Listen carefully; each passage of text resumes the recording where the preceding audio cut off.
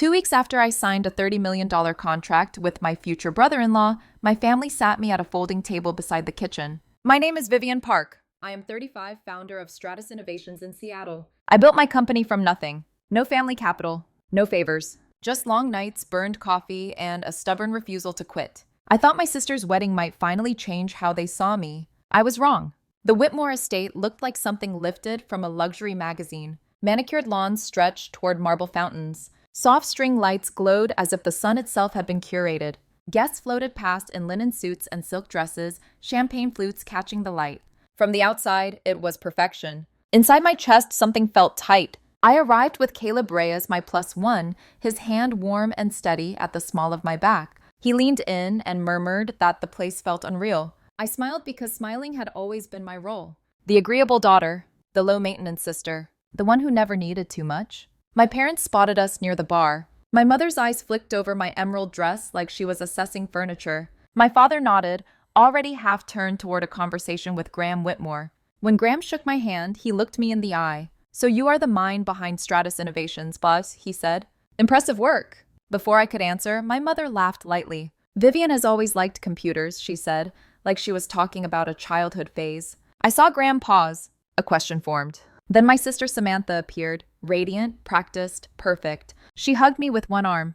"Busy with her tech stuff," Samantha said. "You know how she is." I knew then. This was not the day I would finally matter. The ceremony passed in a blur of vows and applause. When the reception doors opened, the room glittered. Chandeliers, gold-rimmed plates, tables arranged like a hierarchy you could see from across the hall. The wedding planner checked her tablet. Her finger hovered, then stopped. "Vivian Park, +1, she said. "Table O." We walked. Past the center tables, past the laughter, past the soft jazz, through a narrow corridor where the air smelled like fryer oil and steam. Table O was a folding table. 2 metal chairs, plastic tubs stacked with dirty glasses nearby. The hum of dishwashers filled the silence. I stood there perfectly still. Behind us, heels clicked. Blair Whitmore smiled with the ease of someone who had never been placed last. "We had to prioritize," she said. "You understand."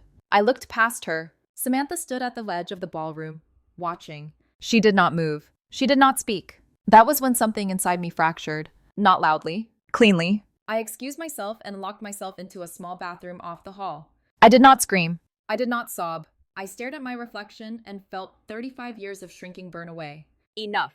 I pulled out my phone and called Noah Kim. "Cancel the Whitmore contract," I said. "Effective immediately." There was silence. Then, "Are you sure?" "I am." I ended the call, straightened my dress, and walked back toward the reception. Some people cry in bathrooms. I in partnerships. I did not always know I was invisible. At first, it just felt like being quieter than everyone else. Growing up, Samantha filled every room she entered. She laughed louder, cried harder, needed more. My parents orbited around her moods like satellites. If she had a bad day, dinner changed. If she won something, the whole house celebrated. When I succeeded, it was noted. Briefly, then forgotten. I learned early that being low maintenance was rewarded. I learned to make my own meals when Samantha had practice. I learned to do homework without reminders because no one was checking anyway. When I brought home straight A's, my mother smiled and said, "That is nice, Vivian," before asking Samantha if she wanted dessert. The pattern never changed. It only grew more polished. On my 15th birthday, my parents forgot the cake. Samantha had a last-minute tennis lesson. They promised we would celebrate later. Later never came. I ate instant noodles that night and told myself it did not matter. At Berkeley, I walked across the graduation stage and scanned the crowd. My parents arrived as people were standing up to leave. My mother waved like she had been there the whole time. I smiled because smiling was easier than explaining. When I told them I was starting a tech company, my father asked how risky it was. My mother asked if I had a backup plan. When Samantha joined a consulting firm connected to a family friend, they told everyone at dinner parties.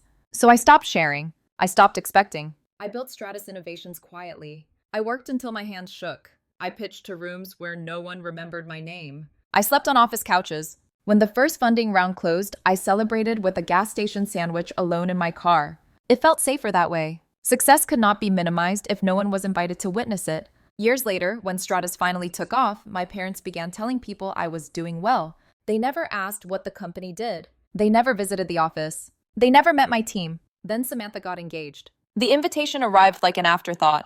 Heavy paper, elegant font. No note, no warmth. I read it standing in my kitchen, holding an unpaid parking ticket in one hand and a grocery list in the other. I almost declined. When my mother called to make sure I was coming, she said, "Just behave, Vivian." Like my presence was a liability that needed managing. That word stayed with me. Behave. At the engagement party, I met Graham Whitmore for the first time. He asked sharp questions. He listened. He treated me like someone whose time mattered. When the contract closed 2 weeks later, $30 million tied to Stratus Innovations, my team cheered. We opened cheap champagne. I thought maybe this wedding would be different. Standing near the kitchen at table O, I realized how naive that hope had been. The folding table was not an oversight. It was a message. You do not belong at the center. You never did. As I sat there, I remembered every time I had shrunk to keep the peace. Every apology I made for existing too loudly. Every achievement I downplayed so Samantha could shine. Caleb sat across from me, jaw tight, hands clenched. He kept glancing toward the ballroom like he might march back in and flip tables. I touched his wrist and shook my head. Not yet. This was not about anger anymore. It was about clarity. I stood and walked to the bathroom because I needed to breathe without witnesses. The room was small. Clean. Unremarkable. I locked the door and stared at my reflection. I looked calm, almost cold. I thought about the contract, about leverage, about the quiet power of simply choosing not to participate anymore. When I called Noah, my voice did not shake. That surprised me. I expected fear. I expected grief. Instead, I felt relief. Back in the hall, as I walked toward the reception, I saw my parents laughing with guests. I saw Samantha glowing under attention that felt borrowed. I saw Blair Whitmore sipping champagne like nothing could touch her. None of them saw me yet. That was fine, because this time I was not asking to be seen. I was about to make myself impossible to ignore. I stepped into the ballroom, phone in hand, heart steady. By the time I reached the head table, the music was still playing, but it was about to stop. The ballroom hummed with soft jazz and the clink of crystal. People laughed in clusters, leaning close, trading compliments and business cards. No one noticed me at first. That suited me. I walked past tables dressed in linen and gold, past faces I vaguely recognized from holidays and half-forgotten family gatherings. I felt oddly light, like I had already stepped out of the role they assigned me years ago. Graham Whitmore sat at the head table, relaxed, one arm draped along the back of his chair. Blair Whitmore shimmered beside him, perfectly composed. Samantha sat just close enough to be seen as important, not close enough to be responsible for anything. When Graham saw me approaching, his brow furrowed. He straightened, confusion flickering across his face. Blair followed his gaze. Her smile faltered, just slightly. I stopped 2 steps from the head table. I did not raise my voice. I did not rush. I took out my phone and dialed. "Noah," I said, clear and steady, loud enough for the nearest tables to hear. "This is Vivian. Terminate the Whitmore contract. Effective immediately." The room shifted. It was subtle at first. A pause in conversation. A fork frozen midair. Then a ripple of whispers moved outward like a dropped stone in water. Graham stood halfway from his chair. "Vivian," he said, low and controlled. "This is not the place." I met his eyes. "This is exactly the place." Samantha pushed back her chair, panic flashing across her face. "Vivian, please," she said. "We can talk later."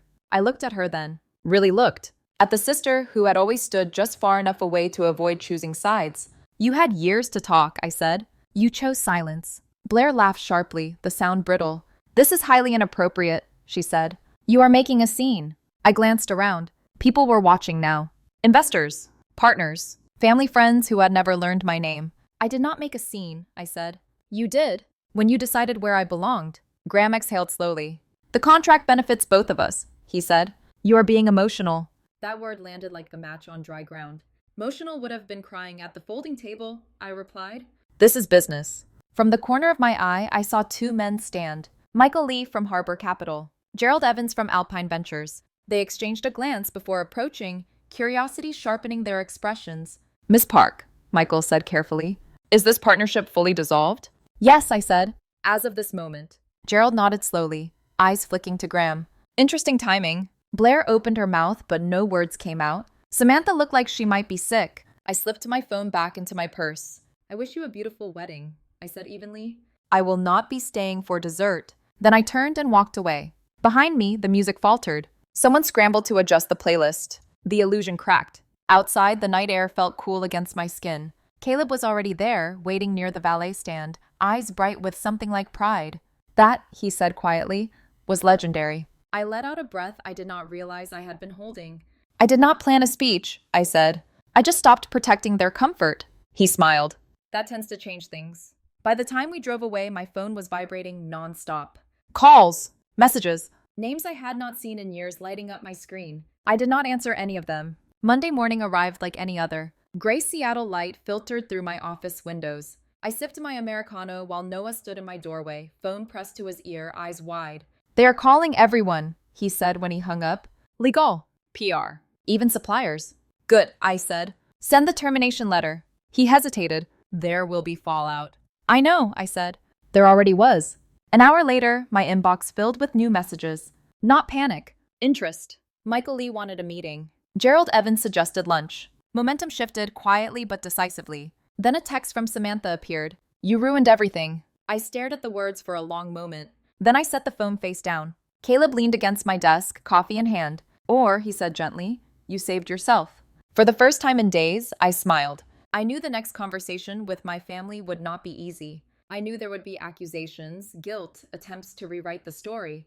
But I also knew this. The seat they denied me no longer mattered. I had already built something far more important. The days after the wedding were quieter than I expected. No shouting matches, no dramatic confrontations, just distance and clarity. My parents called first, then stopped when I did not return the calls. Messages followed, carefully worded, as if they were negotiating with a stranger instead of their daughter.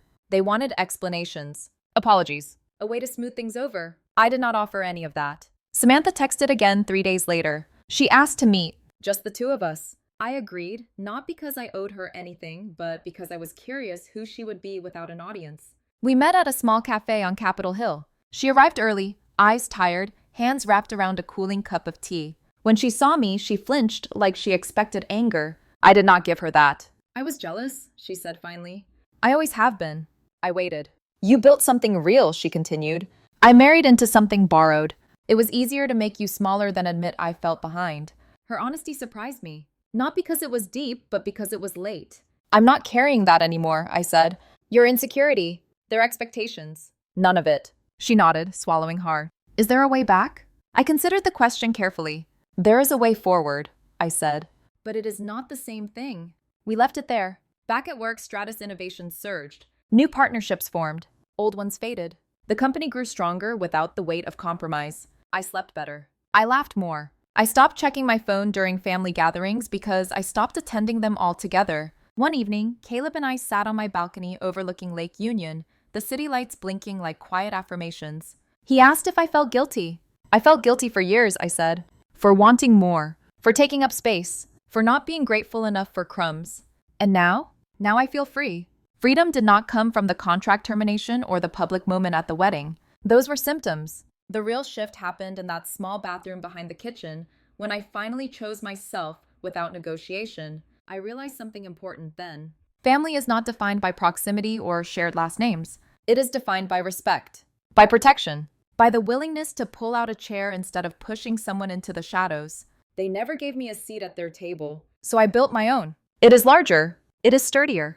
And everyone who sits there knows exactly why they belong. If you have ever been overlooked in rooms you helped build, if you have ever been told to behave instead of be yourself, hear this clearly. Protecting your peace is not selfish. Claiming your worth is not cruel. Walking away from disrespect is not failure. Sometimes the most powerful thing you can do is stand up quietly and leave. And sometimes that is how you finally arrive.